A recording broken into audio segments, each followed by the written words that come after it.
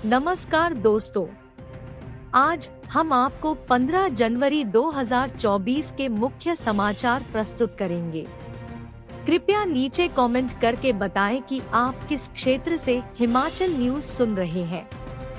हिमाचल के विकास, पर्यटन और सामाजिक क्षेत्र की ताज़ा जानकारी के लिए हमारे चैनल को सब्सक्राइब करें और अपडेट के लिए हमें फॉलो करें। इन खबरों को अधिक लोगों तक पहुंचाने के लिए कृपया हमारा कंटेंट शेयर करें। कृष्णा लैब विवाद, आज नोटिस का जवाब देगी कंपनी, विभाग ने सेवाएं रोकने पर दिया है नोटिस। कृष्णा लैब पर चल रहा गतिरोध बाहरी तौर पर भले ही थम गया हो, लेकिन आंतरिक कलह शांत नहीं हुई है। कृष्णा लैब प्रबंधन को स्वास्थ्य विभाग ने नोटिस जारी किया है और इस नोटिस का जवाब लैब प्रबंधन सोमवार को देगा। स्वास्थ्य विभाग और कृष्णा लैब प्रबंधन के बीच बड़ी बैठक आयोजित होने वाली है। दरअसल 50 करोड़ की अदायगी फंसने के बाद लैब प्रबंधन ने 650 अस्पतालों में हड़ताल कर दी थी, लेकिन बाद में इस हड़ताल को वापस ले लिया गया। स्वास्थ्य विभाग ने लैब प्रबंधन को एसेंशियल सर्विसेज प्रभावित करने के लिए नोटिस जारी कर जवाब मांगा है। अब इस नोटिस का जवाब लैब प्रबंधन सोमवार को देगा।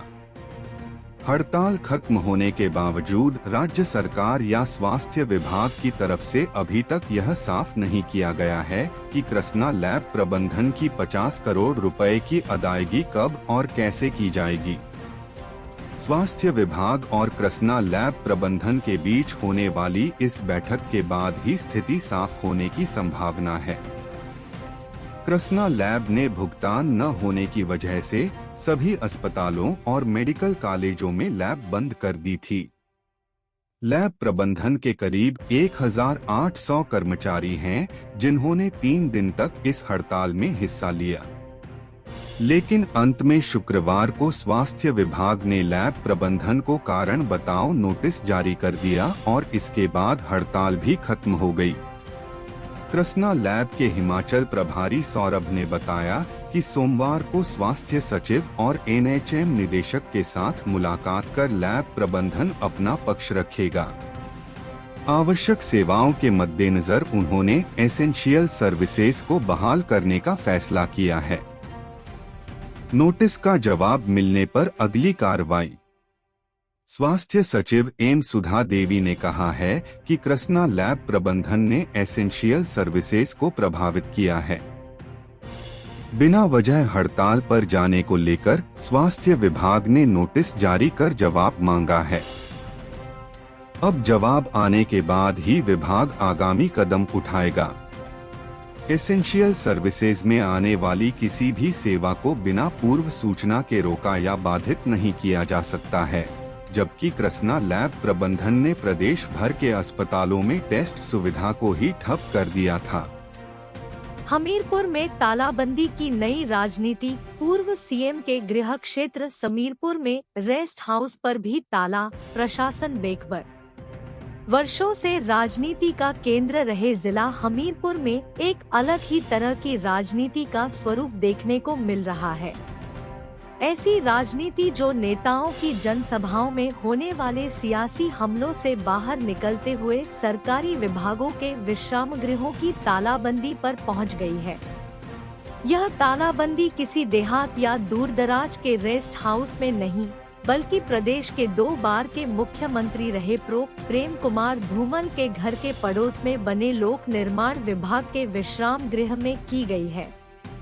पूर्व मुख्यमंत्री के पहले कार्यकाल में बने इस विश्राम गृह में तालाबंदी क्यों की गई और किसके इशारे पर की गई, इस बारे में तो कोई भी बोलने को तैयार नहीं है। लेकिन तालाबंदी के इस घटनाक्रम के पीछे की कहानी राजनीति से जुड़ी हुई ही सामने आ रही है। माना जा रहा है कि पिछले दिनों भोरंज महिला मोर्चा द्वारा इस विश्राम गृह के प्रांगण से सरकार के खिलाफ नाच गाकर किया गया प्रदर्शन इसकी वजह हो सकती है। दरअसल पिछले दिनों महिला मोर्चा की महिलाओं द्वारा सरकार की गारंटियों और खासकर महिलाओं को 1,500 रुपए देने के किए गए वादे को लेकर इस रेस्ट हाउस में हाय सुखुआ जैसे गीत महिलाओं ने गाए थे और सरकार को गीतों के जरिए सरकार को खूब खरी खोटी भी सुनाई थी। इसका वीडियो भी सोशल मीडिया पर खूब वायरल हुआ था, जिस पर लोगों ने बहुत कमेंट भी किए थे। ऐसा माना जा रहा है कि सरकार तक यह मामला पहुंचा है, जिसके बाद यह कार्रवाई की गई है। खैर वजह जो भी रही हो, लेकिन विश्राम गृह में हुई इस तालाबंदी के बाद हमीरपुर में एक नई राजनीतिक तस्वीर डेवलप होती हुई नजर आ रही है। इसमें कोई अतिशयोक्ति नहीं है, किसी को जानकारी नहीं। टोनी देवी के एक्सेन की माने तो यह उनके अधिकार क्षेत्र में नहीं है, जबकि भोरंज के एसडीएम और एक्सीएन के मोबाइल फोन स्विच ऑफ आए। उधर डीसी हमीरपुर ने भी इस मामले से अनभिज्ञता जताई। प्रदेश सरकार की नकारात्मक सोच। सुजानपुर मंडल भाजपा के पूर्व मीडिया प्रभारी व वर्तमान में पार्टी के जिला सचिव विनोद ठाकुर ने इस तालाबंदी को दुर्भाग्यपूर्ण बताते हुए कहा है कि प्रदेश सरकार कितनी नकारात्मक सोच के साथ चल रही है। बड़ी हैरानी की बात है कि सरकार अब महिलाओं की डिमांड और नारों से डरने लगी है। उन्होंने कहा कि मुख्यमंत्री ने यह जो नई रिवायत शुरू की है, तो उन्हें खुद भी तय करना होगा कि हम विश्राम गृहों में न राजनीतिक कार्यक्रम करेंगे और न ही राजनीतिक जनसभाएं। दोबारा लगेंगी सोलर लाइट्स, विधायक सुधीर शर्मा बोले। त्रिउंड में वन विभाग नहीं वसूल पाएगा फीस। सिटी धर्मशाला के आदि हिमानी चामुंडा मंदिर के रास्ते उखाड़ी गई सोलर लाइट्स दोबारा से लगाए जाने के आदेश जारी हो गए हैं। यह बात रविवार को कांग्रेस के राष्ट्रीय सचिव एवं धर्मशाला से विधायक सुधीर शर्मा ने कही। रविवार को वीडियो बयान जारी करते हुए विधायक सुधीर शर्मा ने कहा कि आदि हिमानी चामुंडा से उखाड़ी गई स्ट्रीट लाइट्स के गंभीर मसले पर मुख्यमंत्री सुखविंदर सिंह सुक्खू से बात हुई है। इसके बाद उन्होंने लाइट्स को दोबारा लगाने के आदेश जारी किए हैं। सुधीर शर्मा ने इस बारे में सबसे पहले मसला उठाते हुए पुलिस में शिकायत दी थी। सुधीर शर्मा ने आगे कहा कि त्रिउंड में भी वन विभाग ने फीस वसूलने का फैसला लिया था, उस पर भी सीएम ने रोक लगाने के आदेश जारी कर दिए हैं। उन्होंने कहा कि देश दुनिया के लाखों भक्तों की आस्था का केंद्र आदि हिमानी चामुंडा मंदिर के रास्ते से सोलर लाइट्स काटना व खोलना शर्मनाक है। आदि हिमानी चामुंडा के रास्ते दर्जनों सोलर लाइट्स लगाई गई थीं। रात के समय इन लाइटों से मंदिर का अनूठा नजारा दुनिया भर के भक्तों को आकर्षित कर रहा था। जदरांगल में हर हाल में बनेगी सीयू। विधायक सुधीर शर्मा ने कहा कि जदरांगल में ही सेंट्रल यूनिवर्सिटी का काम होगा। प्रदेश सरकार जल्द इसके लिए 30 करोड़ रुपए जमा करवाने जा रही है। धर्मशाला को कर्मभूमि बनाने के बाद उन्होंने जनता की मांग पर जदरांगल में सीयू का सपना देखा था। उन्होंने जनता को भरोसा दिया कि सीयू का जदरांगल में काम हर हाल में करवाया जाएगा। 10-2 की वार्षिक परीक्षा तिथियों में हो बदलाव, स्कूल प्रवक्ता संघ ने शिक्षा बोर्ड से उठाई मांग। हिमाचल प्रदेश स्कूल प्रवक्ता संघ मंडी के अध्यक्ष राजेश सैनी व जिला महासचिव जय राम शर्मा ने कहा कि हिमाचल प्रदेश स्कूल शिक्षा बोर्ड द्वारा मार्च 2024 में 10 जमा की ली जाने वाली परीक्षा की जो तिथियां निर्धारित की गई है, वे विद्यार्थियों के हित में नहीं है। इससे विद्यार्थियों को अत्यधिक मानसिक तनाव से गुजरना पड़ेगा। उन्होंने कहा कि अंग्रेजी का पेपर 2 मार्च, रसायन विज्ञान का 4 मार्च, जीव विज्ञान का 7 मार्च, भौतिक विज्ञान का 9 मार्च और गणित का 11 मार्च को निर्धारित किया गया है। विद्यार्थियों को केवल 1 दिन का अंतर दिया गया है। 1 दिन में इन विषयों के पूरे पाठ्यक्रम को रिवाइज करना मुश्किल है। दूसरी ओर कॉमर्स स्ट्रीम में जहां अर्थशास्त्र विषय का पेपर 6 मार्च, बिजनेस स्टडी का 7 मार्च और अकाउंटेंसी का 9 मार्च को निर्धारित किया गया है। बिजनेस स्टडी के पेपर को एक दिन की छुट्टी भी नहीं दी गई है, तो अकाउंटेंसी के पेपर को केवल एक ही दिन की छुट्टी दी गई है। ऐसी परीक्षा तिथियों से पूरी साल मेहनत करने वाले विद्यार्थियों का नुकसान होता है। उन्होंने शिक्षा बोर्ड से मांग की है कि इन विषयों के लिए विद्यार्थियों को परीक्षा में कम से कम 2 दिन का अंतर दिया जाए। ओल्ड पेंशन पर 18 जनवरी को फैसले की आस, सीएम सुक्खू ने बिजली कर्मचारियों को दिया न्योता। बिजली बोर्ड की ओल्ड पेंशन पर मुख्यमंत्री सुखविंदर सिंह सुक्खू 18 जनवरी को बड़ा फैसला ले सकते हैं।